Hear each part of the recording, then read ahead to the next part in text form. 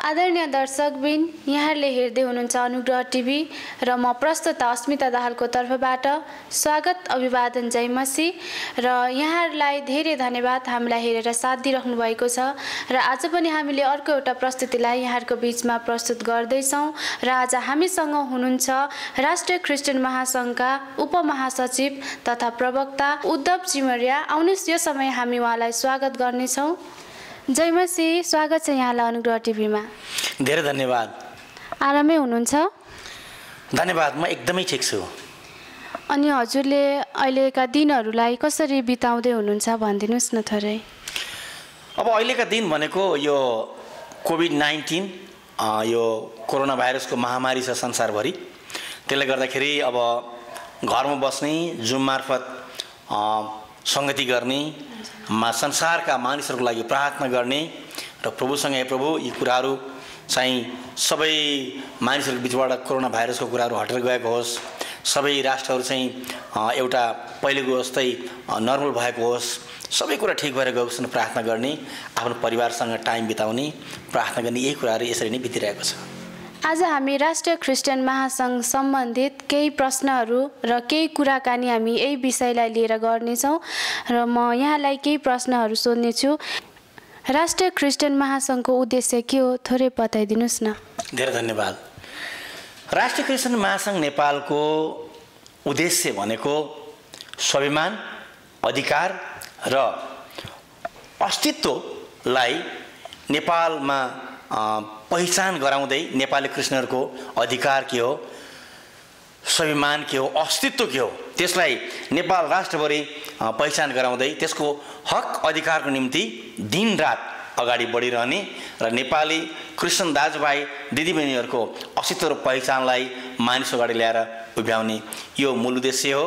र त्यसमा चाहिँ अब मैले भन्नुपर्दाखेरि महासङ्घको काम नै अस्तित्व र पहिचान, मानव अधिकार र ती सबै कुराहरूलाई राखेर पनि हितोपदेश 14 को 34लाई आत्मसात गर्दै अगाडि बढ्ने हो।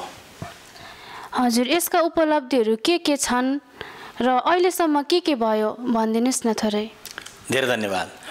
अब महासङ्घका उपलब्धिहरूको बारेमा कुराकानी गर्नुपर्दाखेरि यो 2068 वैशाख 18 गते 3 बुँदे सहमति भएको छ। सङ्घीय मामिला, संविधान तथा संसदीय सदस्य तथा संस्कृति मन्त्री माननीय गङ्गालाल चौधरीज्यूको हातबाट उहाँसँग एउटा सम्झौता भएको छ 3 बुँदे। यो 68 सालमा भएको हो। त्यसै गरी 69 साल जेठ 13 गते शान्ति तथा पुनर्निर्माण मन्त्रालयमा माननीय मन्त्री टोपबहादुर रायमाझीको हातबाट पनि एउटा 6 बुँदे सहमति भएको छ। यी दुईटा सहमति भए।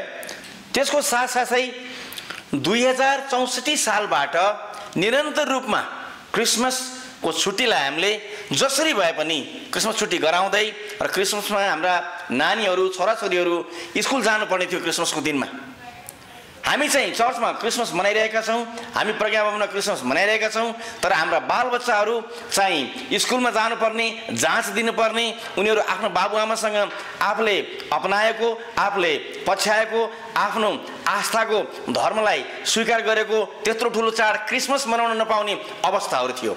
त्यो अवस्थालाई राष्ट्रिय क्रिस्चियन महासङ्घ नेपालले छुट्टी 64बाट लगभग 74 समय गराएको छ। 75 क्षेत्र पनि गराएको छ अन्तिम समयमा गएर। हजुर, महासङ्घको भावी योजना चाहिँ के छ थोरै भन्नु। महासङ्घको भावी योजना एकदम राम्रो कुरा ल्याउनु भयो तपाईँले। अब महासङ्घ चाहिँ नेपाली इसाईहरूको बिचमा महासङ्घको ठुलो योजनाहरू छ। यसले बृहत रूपमा नेपालबाट संसारभरि आफ्ना के भन्छ एसियामा, अस्ट्रेलियामा, युरोपमा, अमेरिकामा, विभिन्न देशमा सद्भाव दूतहरू राखिएका छन् त्यहाँ। र गएको नोभेम्बर 11 तारिकमा हङकङमा एउटा शिखर सम्मेलन भएको थियो राष्ट्रिय क्रिस्चियन महासङ्घ नेपालको।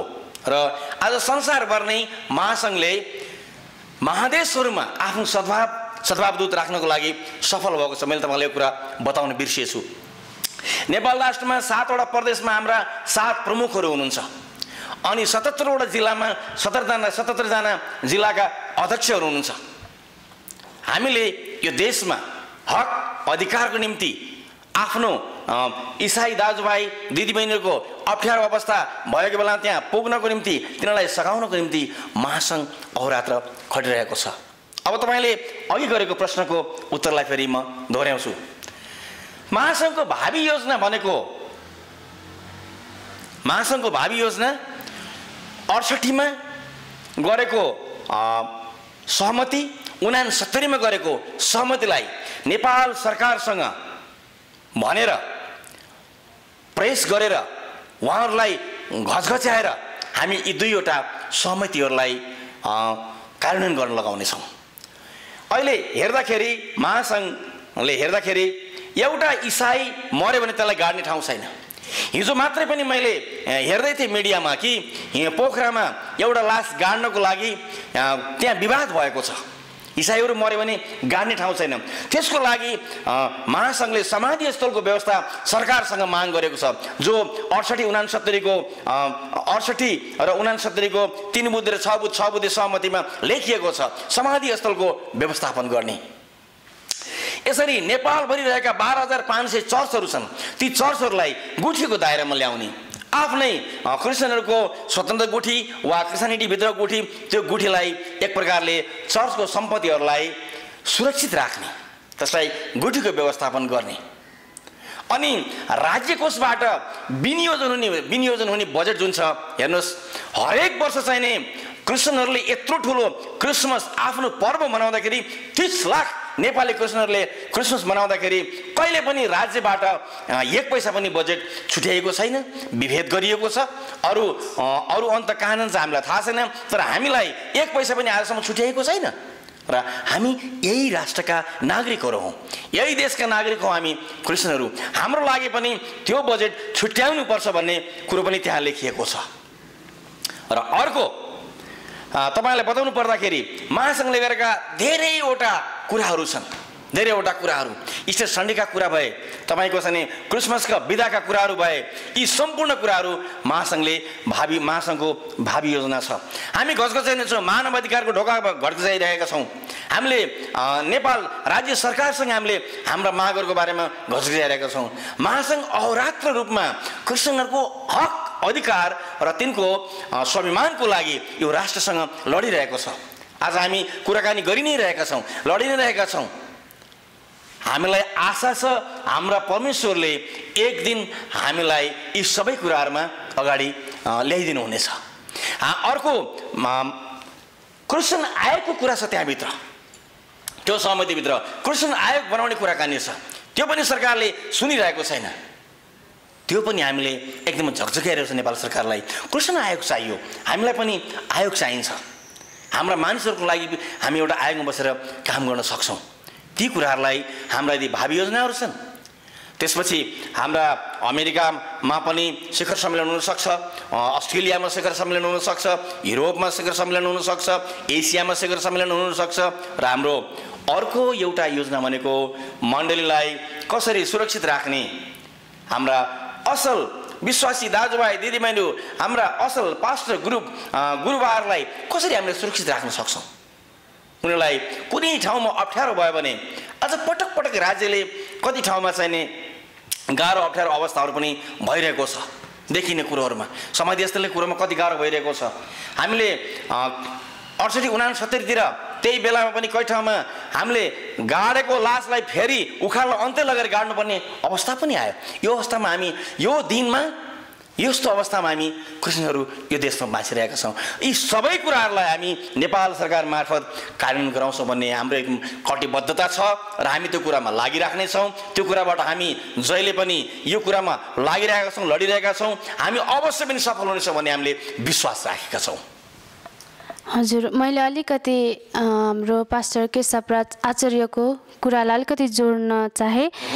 केशवराज आचार्य रिहाईमा यहाँहरूको भूमिका चाहिँ कस्तो थियो भनिदिनुहोस् न थोरै।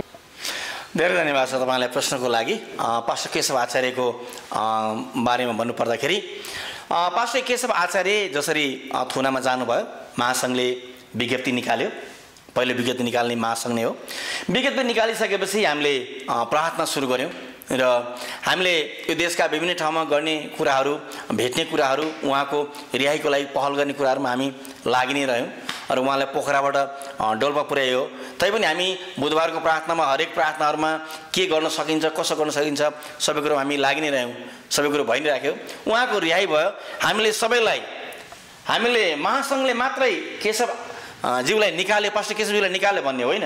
हामी सबै नेपालमा भएका, विश्वभरि भएका दाजुभाइ दिदीबहिनीले हामीले प्रार्थना गऱ्यौँ परमेश्वरसँग, हे प्रभु तपाईँको दासलाई तपाईँले छुटकारा दिनुहोस्, निक्लन सक्नु भएको होस्। र हामीले त्यसरी प्रार्थना गर्दाखेरि हामी संसारभरि भएका हाम्रा क्रिस्चियन दाजुभाइ दिदीबहिनी पास्टर अगुवाले गरेको प्रार्थनाको उत्तर उहाँ रिहाई हुनुभयो। रिहाई हुनु भइसकेपछि हामीले सबै दाजुभाइ दिदीबहिनीलाई धन्यवाद दिएका छौँ। सबैलाई हामीले उहाँको रिहाईको निम्ति धन्यवाद दिएका छौँ, जानकारी गराएका छौँ। हामीले पास्टर केशव आचार्यलाई रिहाई गऱ्यौँ भनेर तपाईँले हाम्रो कहीँ पनि देख्नुहुन्न, त्यसो हामीले भनेको छैन। यो हामी सबै नेपाली दाजुभाइ दिदीबहिनी विश्वभरि रहेका मण्डलीको प्रार्थनाको उत्तर हो उहाँको रिहाई। र त्यसरी हामीले चाहिँ हाम्रो पनि भूमिका छ, प्रार्थनामा हाम्रो भूमिका छ। हाम्रो कुराकानी गर्ने विभिन्न पक्षमा ठाउँमा गएर कुराकानी कुराहरूमा हाम्रो भूमिका छ। त्यस्तै अरू दाजुभाइको पनि त्यस्तै भूमिका हो। सबैको भूमिकाको कारण उहाँ रिहाई हुनुभएको भन्ने कुरो म तपाईँलाई जानकारी गराउँछु। र उहाँको भूमिका, उहाँ रिहाई भइसकेपछि जसले जहाँबाट जे भूमिका गरे तापनि ती सबै कुराबाट परमेश्वरलाई महिमा हुनुपर्दछ। त्यो सबै कुराबाट हाम्रो कामबाट परमेश्वरलाई महिमा हुनुपर्दछ। हामीलाई नाम चाहिएको छैन, हामीहरू परमेश्वरलाई हामीले महिमा दिन सक्दछौँ। त्यसकारण उहाँको रिहाईमा महासङ्घले धन्यवाद दिएको छ र उहाँ रिहाई भइसकेपछि यहाँ एउटा पत्रकार सम्मेलन भयो र हामीले सबैलाई धन्यवाद दिएका छौँ। हुन्छ, यहाँलाई हामी धेरै धेरै धन्यवाद दिन चाहन्छौँ र यहाँको सेवाको लागि पनि हामी धेरै धन्यवाद दिन्छौँ। र अन्त्यमा अनुग्रह टिभी मार्फत के भन्न चाहनुहुन्छ दर्शकहरूलाई थोरै भनिदिनुहोस् न। धेरै धन्यवाद। जेएमसी अनुग्रह टिभी हेरेर बस्नुभएका सम्पूर्ण दर्शकवृन्दमा म राष्ट्रिय क्रिस्चियन महासङ्घ नेपालको उपमहासचिव तथा प्रवक्ता उद्धव चिमोरियाको तर्फबाट तपाईँलाई धेरै धेरै न्यानो जेएमसी अभिवादन, नमस्ते छ। यसरी आज हामीले धेरै कुराहरू उहाँले मलाई सोध्नुभयो र मैले त्यसको जवाफहरू दिएँ। म तपाईँहरूलाई बिन्ती गर्दछु, हामी हरेकले परमेश्वरको सेवामा लागिराखौँ, एकले अर्कोलाई आदर गरौँ, एकले अर्कोलाई सघाउँ र कसैले पनि कसैको टिक्का टिप्पणी अथवा प्रतिवाद नगरौँ। सबै मिलेर, सबैले सँगै प्रार्थना गरेर, सबैले हातमा हात मिलाएर गयो भने सबै कुरामा हामी सफल हुनेछन्। परमेश्वरले अनुग्रह टिभी हेरिनुभएका जति तपाईँ दर्शक हुनुहुन्छ सबैलाई प्रशस्त मात्रामा आशिष दिनुभएको होस्। धेरै धन्यवाद। जय मसीह। आदरणीय दर्शकबिन, यहाँहरूलाई आजको प्रस्तुति कस्तो लाग्यो कमेन्ट गरिदिनु होला र कुन ठाउँबाट हेर्दै हुनुहुन्छ त्यो पनि हामीलाई बताइदिनु होला। र आजसम्म पनि यस च्यानललाई सब्सक्राइब गर्नुभएको छैन भने सब्सक्राइब गरेर हामीसँग जोडिनु होला र यस च्यानललाई अझै धेरै अघि बढाउनको निम्ति लाइक कमेन्ट पनि गरिदिनु होला। हस्त धन्यवाद। जय मसीह।